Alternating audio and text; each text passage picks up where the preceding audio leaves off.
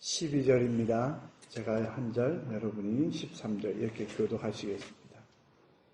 그 이튿날에는 명절에 온 큰 무리가 예수께서 예루살렘으로 오신다 함을 듣고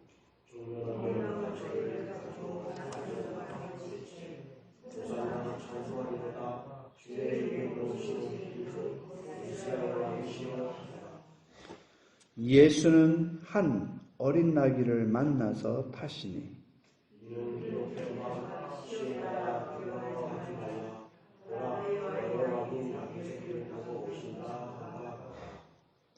제자들은 처음에 이 일을 깨닫지 못하였다가 예수께서 영광을 얻으신 후에야 이것이 예수께 대하여 기록된 것임을 사람들이 예수께 이같이 한 것인 줄 생각나더라.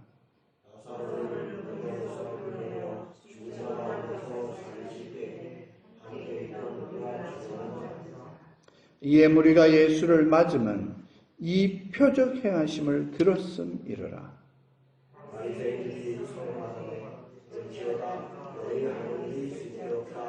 보라 온 세상이 저를 쫓는도다 하느냐.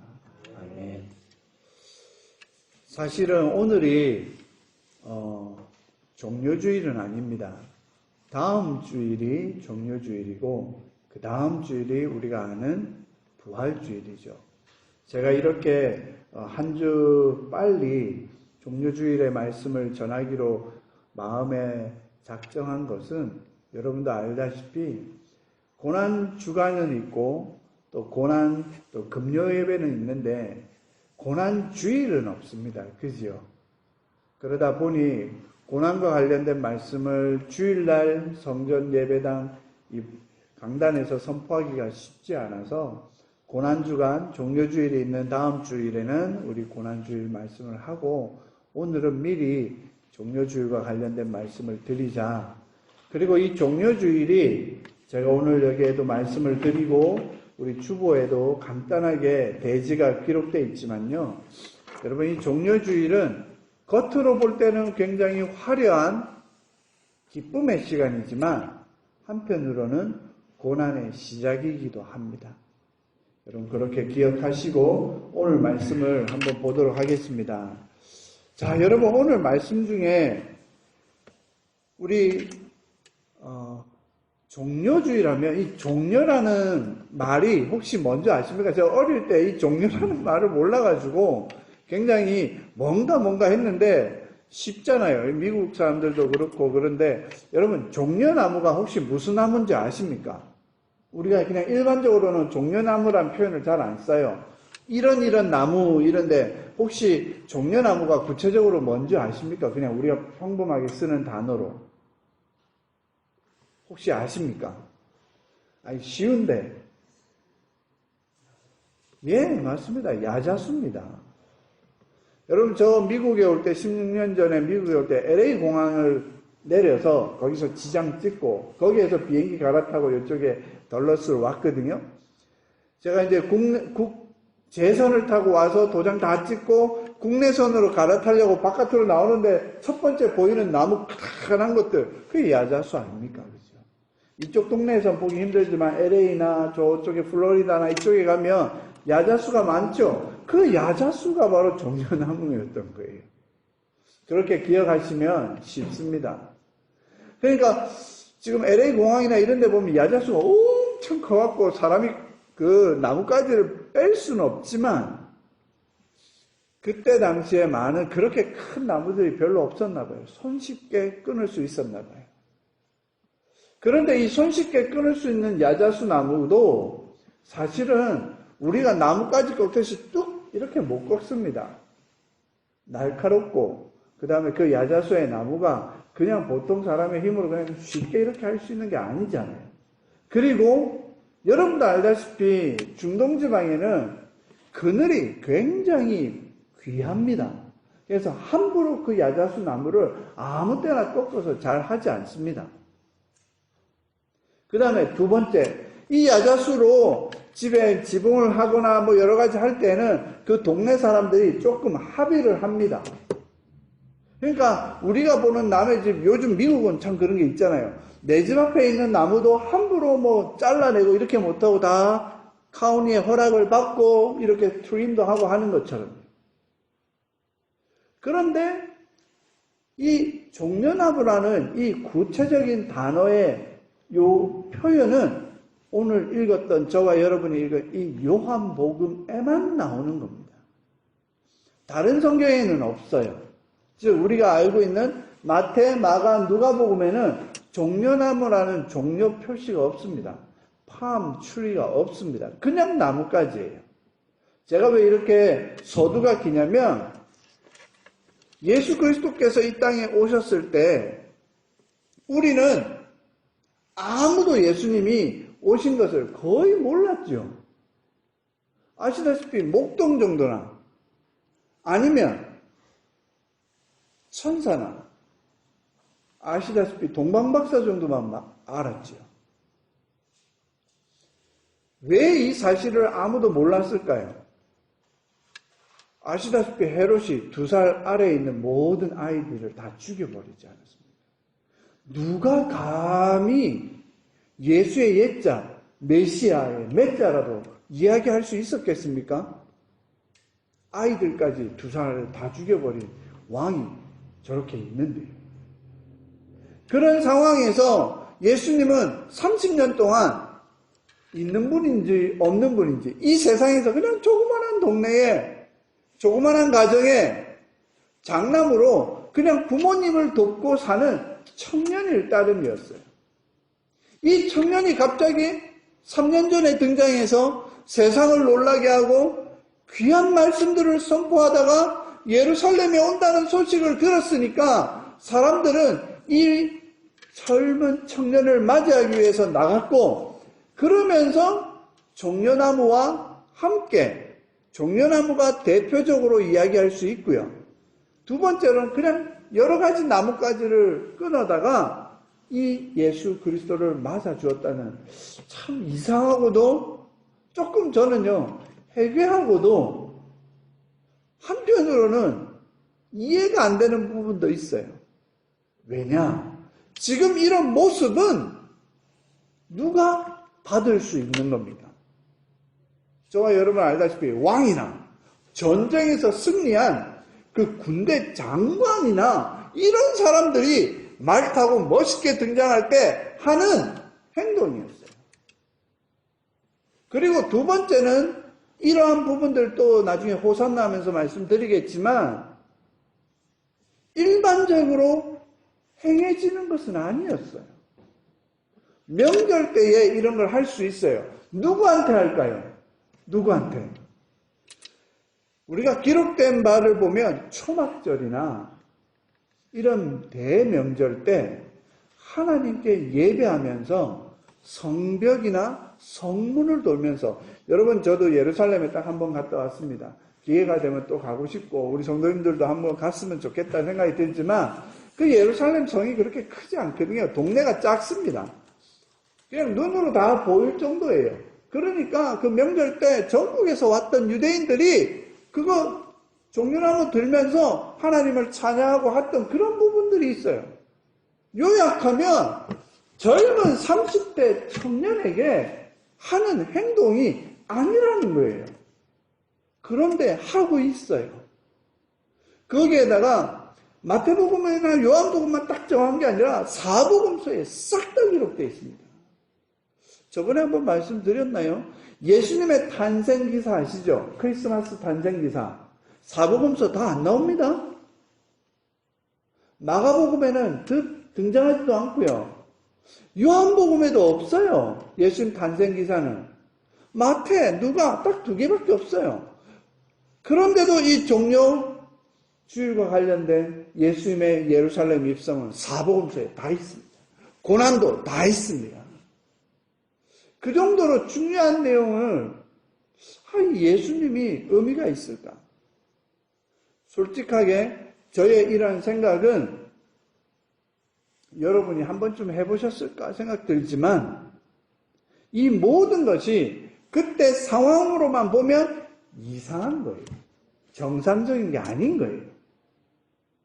예수님이 뭐 유명한 가문의 아들이나 요즘 잘 나가는 기업의 뭐 상속자 되면 그러려니 할 수 있죠. 아니잖아요. 나사렛. 그것도 예루살렘 동네 지역에 있는 다윗의 동네에서 태어났지만 자란 거는 저 위쪽 갈릴리 스불론 납달리 지방의 조그마한 농촌, 갈릴리의 어촌의 좋은 동네도 아니고 어촌에서 저 멀리 들어가는 나사렛의 조그만 동네에서 목수의 아들이에요. 그런 청년이 갑자기 나타나서 뭐 하다가 갑자기 오는데 거기에 이런 일을 한다? 아닌 거예요. 그런데 왜 하느냐? 이게 곧 우리가 구약 성경에 있는 하나님의 예언의 말씀에 성취라는 단어로밖에 설명할 수가 없다는 겁니다.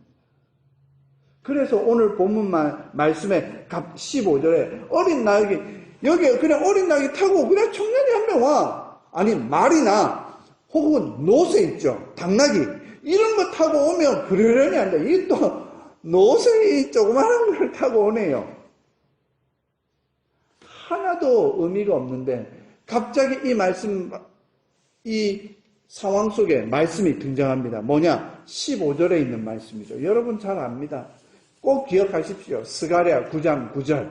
이런 거는 외워놓으시면 좋습니다. 스가랴 9장 9절. 기록된 바 시온 따라 두려워 말라. 아니 왕이 들어오고 뭐 개선 장군처럼 왕이 들어오고 박수치고 난리 나는데 왜 두려워 말라 했을까요? 그분이 곧 메시아라는 사실을 강조하고 있기 때문입니다.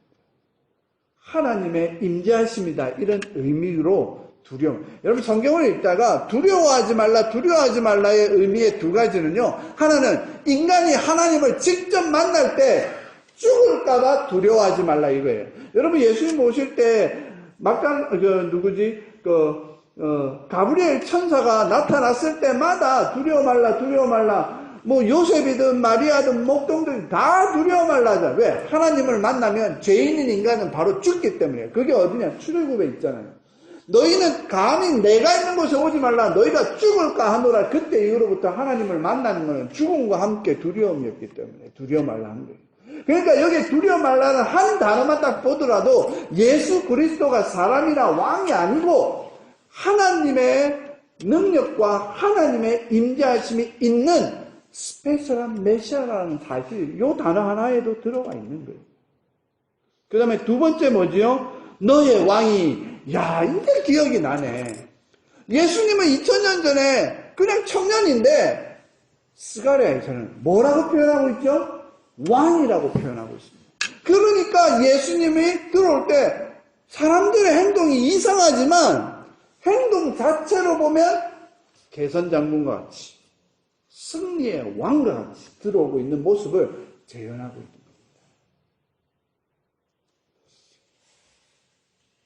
우리가 말하는 예수님의 이 모습은 그때 당시로는 설명할 수 없지만 이 말씀의 예언의 말씀의 성취로 보면 할렐루야가 되는 겁니다. 그 다음에 마지막으로 나귀 새끼를 타고 오신다 함과 같더라. 이 표현으로 스가랴 9장 9절의 말씀이 여기 너무나 잘 표현돼서 16절에 제자들이 당시에는 왜인지 몰라요. 제가 지금까지 한 말씀 바로 이겁니다. 제자들도 처음에는 깨닫지 못했던 건데 그때 당시 사람들은 알 수 있었겠어요? 저희들이 그냥 성경 다 아니까 아는 척 하는 거지. 상상을 해보시고 그때 당시를 가보면 아무도 모르는 거예요. 우리가 왜 이러지? 제자들도 3년 동안 예수님께 그렇게 훈련받은 제자들도 처음에 몰랐다 하잖아요. 우리가 이런 걸로는 솔직해야 되지 않겠습니까? 그 다음에 예수께서 영광을 얻으신 후에 그거는 부활하시고 승천하시고 하나님의 보좌 우편에 앉으신 후에야 성령을 받은 이후에야 성령 강림 이후에야 그제서야 사람들이 깨달은 거예요. 이 호산나 감람산에 아니 여기 종려나무 주위 팜트리 썬데이 예수님이 들어오신 게 우리들의 메시아요. 왕으로 오신 그것을 상징적으로 보여주고 있구나라는 것을 이야기하는 거예요. 결국에는 이런 부분들을 먼저 우리가 아신 다음에 우리가 한번 좀 생각해 보시면요. 첫 번째 예수님이 하나님과 사람 앞에서 얼마나 겸손하신 분인가를 우리가 알 수 있습니다. 자, 스가랴에서 왕으로 오시니까 예수님이 어디서 구하지 못할 이유가 없죠. 말이든, 그죠? 좋은 걸 구해서 타고 올 수 있는데 굳이 이 어린 낙이, 여러분 이것도 한 번쯤은 제가 히브리어로 정확하게 말씀을 드려야 되지만 제가 이런 얘기를 드렸어요. 아니 예수님은 하필이면 새끼를 타고 들어와, 그 어린 걸 타고 들어와갖고 아가 무너뜨린 걸어가다가 넘어지면 어떡해, 왜 새끼를 타셨냐. 새끼를 타신 거는 어떤 분은 겸손하니까 새끼를 탔다 막 이렇게 얘기하는데 그건 아닌 것 같아요. 여러분 히브리어에 보면 이 단어가 정확하게 나와 있어요. 그리고 우리 한국어 성경에서는 의도적으로 그렇게 했을 수도 있어요. 예수님의 겸손을 나타내기 위해서. 그러나 여러분, 이거는 이제 히브리어나 또 헬라어만 봐도 그렇고요. 영어 성경만 보더라도 알 수 있어요. 새끼가 아니에요. 우리가 말하는, 우리는 어덜트고, 저기 보면 애들 앉아있는 그런 나귀의 새끼, 요건데, 새끼는 아니에요. 그냥 어떻게 보면 아주 작은, 성장은 다 했어요. 크기는 다 컸어요. 우리가 볼 때 어덜트예요. 저희 집에서도 저희가 자식이 4명인데 다 잘 크고 있어요. 근데 우리 큰딸이 조금 키가 작아요. 어덜트인데 지금 8학년 딸고 셋째 딸보다 키가 조금 작아요. 그런 개념으로 보시면 돼요. 성장은 다 해서 이제는 뭔가 할 수 있는 나이가 됐는데 이 아이가 어른 당나귀지 새끼는 아니에요. 그래서 제가 오늘 설교 제목에 뭐라고 했죠? 작은 낙이라는 표현을 썼어요. 낙이 새끼가 아니라 작은 낙이에요. 히브리어도 보고 헬라어도 보면. 그런데 우리가 이거를 알 수 있는 정확한 근거는 뭐냐? 여러분 잘 아시죠? 사실은 오늘 성경에는 나오진 않지만 여러분 마가복음이나 마태복음이나 누가복음 다 나온다고 했어요. 사복음서에 다 나오니까 마태, 마가, 누가를 잘 보시면 뭐라고 표현하냐면 주인 되시는 예수께서 주께서 쓰시겠다 하라. 그런데 어떤 나귀를 가지고 오라고 했죠? 한 번도 사람을 태워보거나 한 번도 짐을 날라보지 못한. 짐이 뭐냐? 이제 다 컸어. 집주인의 입장에서 봤을 때 아이고 이제 다 컸네. 이제부터는 이놈을 일꾼으로 쓸 수 있는 나귀가 되겠다. 바로 그 직전에 그 나귀예요. 이미 다 커서 일을 할 수 있는 거예요. 그러니까 여기에 있는 이 나귀는 뭐부터 있느냐? 첫 번째 사역이 뭐였죠? 예수님을 태우는 사역부터 했던 새끼가 아니라 이미 다 큰 일반적인 나귀입니다. 그런데 이 나귀가 짐을 싣고 가는 나귀로 만들든 사람이 타는 나귀가 되든 그 일을 하기 직전에 바로 예수님을 먼저 태웠던, 한마디로 말해 이미 준비된 만큼은 준비된 나귀예요. 완전히 어린 새끼 나귀가 아니에요. 그렇지만 번역을 할 때 우리 한국 사람의 성경에 보면 그런 표현을 설명하기가 어려우니까 그냥 편안하게 나귀 새끼, 어린 나귀. 그래서 전부 다 새끼를 강조한 게 보고 아이고 원래 목적은 뭐냐면 몸집이 좀 작고 이제 곧 사역을 시작하고 일을 시작할 그 낙이라는 거예요. 이게 무슨 의미가 있을까요, 여러분? 의미가 있습니다. 세상에서 그 어떤 일 하기 이전에 예수 그리스도를 먼저 태우는 일. 여러분 우리의 삶이 그렇잖아요. 저도 이런 부분들을 어떻게 우리의 삶에 적용할 수 있느냐. 여러분 우리 속옷을 산다든가 양말을 산다든가 저 같은 거 와이셔츠를 산다든가 이러면 일단 주일날부터 입고 하나님께 예배 드리고, 여러분 헌금할 때도 마찬가지예요. 옛날에는 저희 때는 진짜 있었어요. 근데 지금은 그러실란가 모르고 요즘에 다 체크로 쓰시지만 저희 집에서요 물 뿌리기로 돈 지폐를 물 뿌려갖고 다리미질 해보셨습니까? 우리 엄마가 그 시기 탄다고 그거다 수건 엎어놓고 깨끗하게 하고, 요즘에야 뭐 은행 가서 신권 달라고 하고 그렇게 하잖아요. 옛날엔 추석이나 설날에나 신권 주고 이렇게 했지만 저희 집에서는 언제나 주님께 예배 드릴 때, 헌금 드릴 때 그런 식으로 준비했다는, 이게 뭘까요? 바로 그런 나귀의 의미를 가지고 있습니다. 여러분, 어쨌든 우리가 이런 마음, 하나님 앞에 겸손한 마음, 하나님 앞에 처음 것을 드리고 싶은 마음, 하나님 앞에 뭔가 깨끗한 것을 드리고 싶은 마음, 그게 바로 우리가 회개하고 찬양할 때 회개의 찬양을 드리고 하나님 앞에 정결함으로 나아가고자 하는 그런 마음이 아닌가 싶습니다. 그런 의미의 낙입니다. 그래서 이제부터는 뭔가 이 말씀 보실 때, 어린 새끼를 타는 좀 무식한 어른 예수가 아니라 정말로 준비되어 있지만 처음의 시작을 예수 그리스도와 함께하는 그런 낙이라고 보시면 됩니다. 그러면 이게 왜 겸손함이냐? 분명히 예수님께서 준비하실 때에 자기 나름대로의 준비가 있을 수 있지만 예수님은 철저하게 하나부터 열까지 스가랴의 말씀을 기억하시고 그 말씀에 기록된 대로 순종하고 있습니다. 여러분, 우리는 예수님의 말씀, 하나님의 말씀을 안 읽는 사람 아니에요. 그리고 지금 안 듣고 있는 사람도 아니에요. 또 주일날만 예배 드리는 아니잖아요. 저희 와이프도 그렇고 전부 다 뭐 하십니까? 자기가 좋아하는 목사님 한 분쯤 유튜브에 다 있으시잖아요. 얼마나 많은 말씀을 들으세요. 얼마나 많은 말씀을 또 배워오셨어요. 그게 중요한 게 아니죠. 졸업장으로 하면 여기 다 석박사쯤 될 겁니다. 성경 말씀에 대해서는. 중요한 거는 그 들은 말씀, 깨달은 말씀, 감동받은 말씀대로 살아가고 있느냐 이거죠. 그래서 저희 같은 목사님들 모임에 가면 그래요. 우리 성도들이 설교 30-40분 다 잊어버려도 하나만 기억해서 일주일 동안 붙들고 살았으면 좋겠다. 다들 그래요.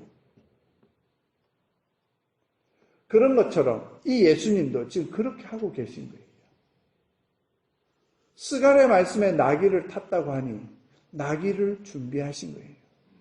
그런데 하나님 앞에서 정결함과 순결함과 예배자로서의 마음으로 아무 짐도 싣지 않았고 사람도 타지 않았던 그 작은 나귀를 타고 오시는 거죠.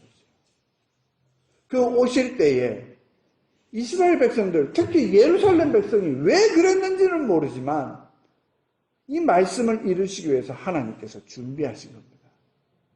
나뭇가지를 끊고 야자수도 끊고 어떤 사람은 겉옷도 벗었다고 그랬어요. 여러분, 이 겉옷도요, 요한복음에는 희한하게 안 나와요. 마태, 마가, 누가복음에는 겉옷과 나뭇가지는 다 나오는데 이 요한복음에는 겉옷은 또 안 나오네. 뭐만 나온다고요? 종려나무라는 종려나무의 스페셜한 단어가 나와서 그 요한복음의 말씀 기준으로 지금 우리가 종려주일 이런 얘기를 하는 겁니다.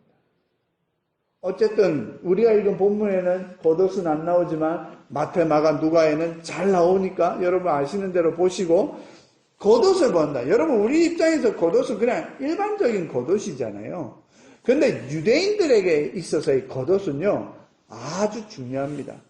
나중에 한번 또 말씀을 나누겠지만 여러분, 바디메오 아세요? 디메오의 아들 바디메오, 그 뜻은 디메오의 아들이 바디메오인데, 이 바디메오가 봉사로서 성전 문 앞에서 구걸하다가 예수가 지나가신다는 것을 알고 예수님이 지나간다 하면서 겉옷을 벗어서 뛰어갔다. 왜 겉옷이라는 표현을 썼는지 아십니까? 이스라엘 사람들의 특별히 장애인들 중에 안진뱅이나 귀머거리나 이 봉사자들은 그 겉옷으로 이 사람은 도와줘도 되는 사람이라는 인정받는 옷이에요. 그 겉옷을 벗은 것은 바디메오가 한마디로 말해 나는 더 이상 구걸하지 않겠어. 예수님이 내 병을 나아줄 거야. 라고 하는 믿음의 표현이 이 겉옷을 벗어서 주님께 달려갔다는 뜻이에요.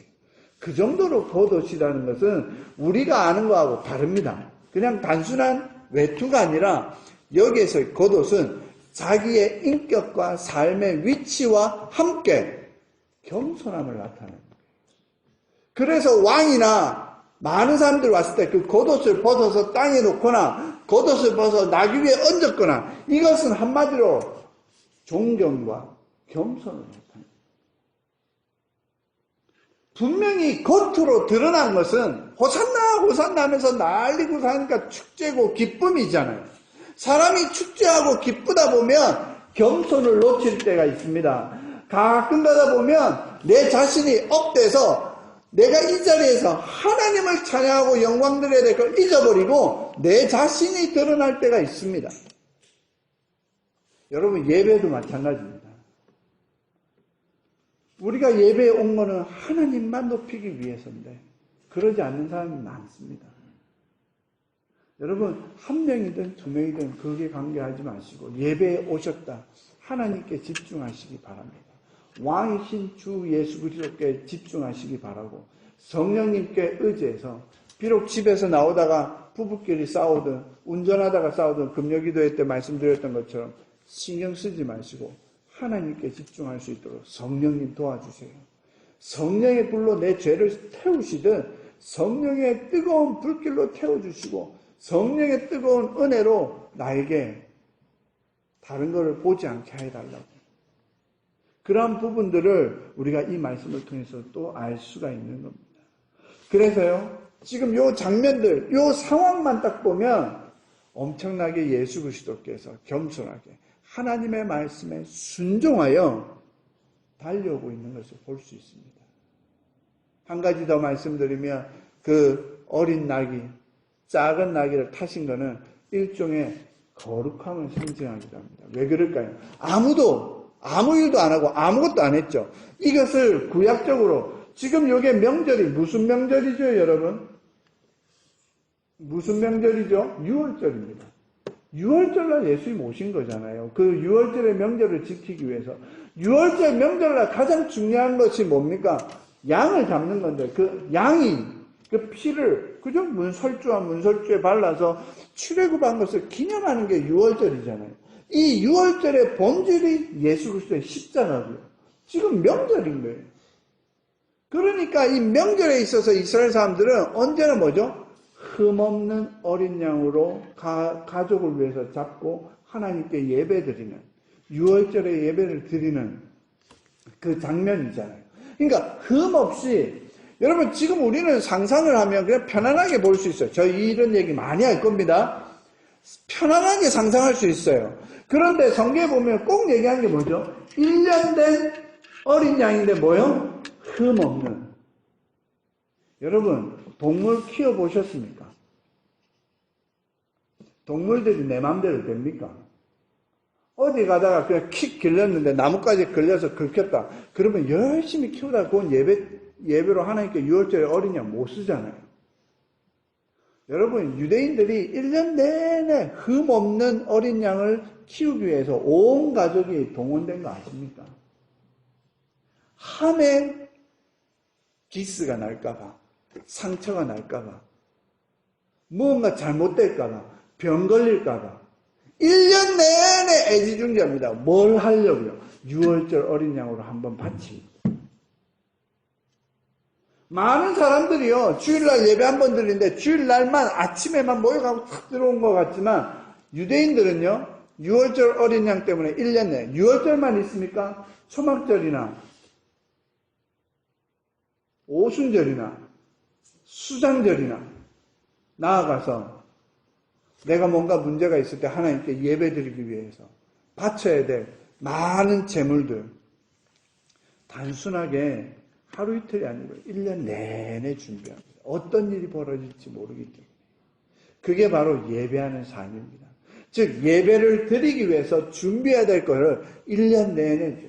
즉 우리가 주일날 하나만 보시지 마시고 이 주일날 온전한 예배를 드리기 위해서 나의 6일 동안의 삶은 어떤지 그 부분도 우리가 생각해야 됩니다. 지금 여기에서 예수님께 이 어린 양을 잡고 뭐를 하는데 이 예수님은 6월절이지만 왕으로 들어가셔야 돼. 뭔가 조금 핀트가 맞지 않는 것 같죠. 그럼에도 불구하고 예수님은 흠없는 어린 양, 일하지 않는, 어린 나귀, 젊은 나귀, 작은 나귀를 고르고 고르셔서 하나님께서 쓰신다고 말씀하셨더니 그 나귀의 주인은 주님께서 쓰신다고 이분도 하나님께서 어떻게 준비해 주는지 몰라도 준비된 자를 주시고 계시지 않습니까?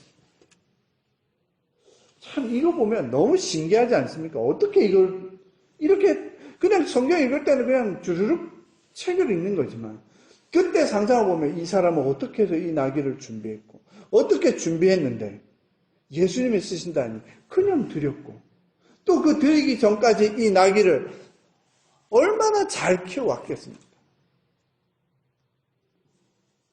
여러분 이렇듯이 이 종려주일에는 이렇게 많은 것들 예수님 자신의 겸손함이지만 하나님 앞에서의 순종도 포함되어 있으며 예수님이 하나님께 그 순종에 대한 가치로 거룩함을 잊지 않고 계시다는 사실입니다. 여러분 두 번째로 보실까요? 우리 겉옷과 물론 요한복음에는 겉옷은 없습니다만은 종려나무 가지를 해서 아까도 말씀드린 것처럼 왕이나 장군이나 뭔가 대단한 사람을 높이기 위해서 지금 하고 있어요. 그런데 여러분 두 번째 보시면 첫 번째 이제 겉옷 얘기는 제가 잠시 드렸지요. 그러나 이 겉옷도 보면 여러분 깨끗한 옷입니까? 모든 사람들이 이 겉옷의 중요함은 알고 있지만 이 겉옷은 이스라엘 사람들의 입장에서 보면 그냥 객관적으로 딱 보면 여러분 먼지가 얼마나 많겠어요? 더럽겠지요. 왜냐면 이 땅에 끌어당길 수도 있고 사람 만나면서 음식을 먹으면서 묻을 수도 별의별 것, 즉 나의 일상생활에 있어서의 가장 대단하지 않지만 중요한 나의 삶의 일부분을 하나님께 내려놓는 겁니다. 자, 나뭇가지 보실까요? 이것처럼 예쁘게 준비한 게 아니에요. 그냥 나뭇가지예요. 나뭇가지에 먼지도 많고 이스라엘 땅에 가면 그 먼지와 사막 지방에 먼지가 엄청 많거든요. 물론 우리처럼 습기가 없는 동네이기 때문에 사막이니까 습기는 전혀 없기 때문에 이렇게만 해도요 엄청 시원해요. 짧은 팔이 입는 게 더 이상한 사람이에요. 우리는 더우면 반팔 입잖아요. 거기는 절대로 반팔 안 입습니다. 왜? 태양빛이 너무 세니까. 뭐가 더 시원하냐? 그늘이 있는 게 무조건 시원하거든요. 그러니까 그 중동지방 애들이 터번에다가 똘똘똘 눈만 내놓는 이유가 있어요. 그게 더 시원해요. 습도가 없으니까 덥지는 않거든요. 그래서 저희들도 이렇게 해갖고 이렇게만 하면 아 시원하다 느껴질 정도로. 그러니까 이분들에게 있어서 겉옷은 그런 역할도 하고 아까 그랬잖아요. 나뭇가지는 그늘에 엄청나게 중요한 역할이에요. 그런데 그 자기네 일부의 삶에 있어서 중요한 그 그늘을 포기하고 왕을 위해서 그 나뭇가지를 꺾어서 그 발 앞에 내려놓는다는 거. 그냥 내 삶에 있어서의 중요한, 겉옷도 중요한 거지만 나의 삶의 일부분. 깨끗하지는 않지만 나의 삶에 꼭 필요한 것들. 그런 것들을 벗어서 내려놓고 그런 나뭇가지를 꺼내 내려놨다. 우리 삶의 터전에 있어서 가장 평범한 것들. 그런 것들을 하나님 옆에 내려놓는 거예요. 그렇게 했더니 스가랴의 말씀이 이루어지고 예수님이 메시아로 등장을 하고 여러분 우리 하나님께서 여러분에게 생명을 내놔라 그래도 순교자의 각오로 내놓을 수 있겠죠. 그런데 우리 하나님은 그렇지 않습니다. 아주 평범한 거 원하십니다. 그냥 밥 먹을 때만 기도하지 말고 하루에 한 1분 정도라도 나에게 전심을 다해서 기도하는 그 시간을 원하시지 않겠습니까? 피곤하십니다. 육신이 감당이 안 될 때도 있습니다. 그러시면 누워서 주무시기 전에 기도하셔도 됩니다. 저 같은 경우에는 아침에 일어나서 눈만 뜨면 살짝 기도합니다. 하나님, 오늘도 하루를 주셔서 감사합니다. 제가 할 일이 많은데 오늘도 하나님 도와주시오.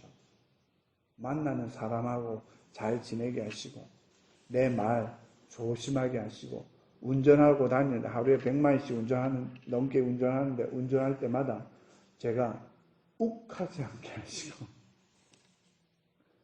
그렇게 시작하면요 제 마음이 하루 종일 평안합니다. 그러다가도 무슨 일이 생기면 그때마다 기도합니다. 저는 그것이 바로 이 종려나무주의 의미가 아닐까 싶어요. 내 삶의 기존적인 터, 내 삶과 관련되어 있는 이런 부분 속에서 하나님께 들어가.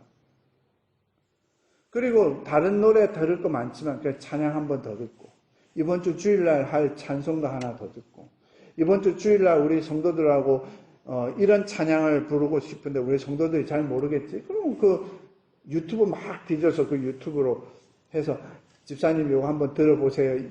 4월 달에 우리가 부를 찬양입니다. 이렇게 해서 나누고요. 제가 이 주일날 이제 저희 집에서 여기까지 오는데 한 15만이 걸리더라고요. 올 때 찬양을 틀어놨어요. 초등학교 5학년 아들내미가 맨 뒤에서 찬양으로 흥얼거립니다. 여러분 그거 보면 이 아빠로서 얼마나 행복한 줄 아세요? 이 조그만 아이의 입술에서 찬양이 흥얼거리고 있다. 그 하나의 흥얼거림 때문에 1년 내내 저는 가요나 팝송이나 이런 거 다 포기하고 찬양만 틉니다. 밥 먹을 때도 텔레비로 유튜브 찬양 틀어놓고. 물론 맨날 그럴 수는 없어요. 아빠 또 찬양이야? 좀 다른 거 들으면 안 돼? 이렇게 얘기를 하죠. 그래 맞다. 너무 많이 들었지. 바꿔줍니다. 네가 좋아하는 건 뭔데? 애들 좋아하는 거 BTS를 볼 수도 있고 같이 들어줍니다. 왜? 내 찬양을 들어주는 아들이니까. 지가 좋아하는 것도 내가 해줘야지. 그죠? 여러분 이런 삶의 작은 것에서 우리 하나님 기뻐하지 아니하실까요? 이 종려나무의 종려주일날 그 흔드는 거 별거 아니잖아요. 그냥 삶의 현장에서 있는 거예요. 물론 나의 삶의 중요한 일부분이기도 하지만 그러한 부분들로 하나님께 나아가는 것. 여러분 이 종려주일에 담겨져 있는 깊은 의미. 마지막으로 한 가지만 더 말씀드립니다. 여러분 호산나입니다. 여러분 이 호산나라는 거. 여러분 오늘 지금 예수님이 입상할 때 호산나 하잖아요. 근데 이 호산나도 오늘 성경에는 없죠. 여기 우리 요한복음에는 호산나라는 단어 자체가 안 나오죠. 그래서 여러분 성경 보실 때에 비슷한 구절이 나오면 마태, 마가, 누가 이제는 다 성경 몇 번씩 다 읽으셨잖아요. 처음 읽는 성경 아니잖아요. 그러면 이제 오늘 제가 요한복음으로 이제 말씀을 준비해서 들었다. 그럼 여러분 집에 가셔서 마태, 마가, 누가 찾아보시는 거예요. 그러면서 요한복음에 있는데 여기는 없네. 여기는 있는데 우리가 이러이러 그렇게도 보시면 또 연구도 하시고 특별히 주일날 경우에. 자, 이제 다른 데 성경에 보면 이 종려주일에 가장 많이 하는 게 호산나잖아요. 그런데 이 호산나라는 단어가 언제 이제 어디에 나올까요? 여러분 오늘 성경 말씀 한번 찾아보겠습니다. 시편 118장입니다. 시편 118장입니다.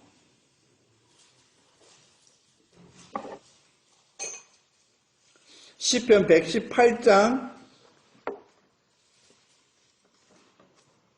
몇 절일까요? 여러분 구약은 언제나 여러분 곁에서 두고 읽으셔야 되는데 참 118장 정말 좋은 말씀인데요. 25절 보세요. 우리 다 같이 한번 시편 118장 25절 한번 볼까요? 읽어볼까요? 시작. 여호와여 구하옵나니 이제 구원하소서. 여호와여 우리가 구하옵나니 이제 형통케 하소서.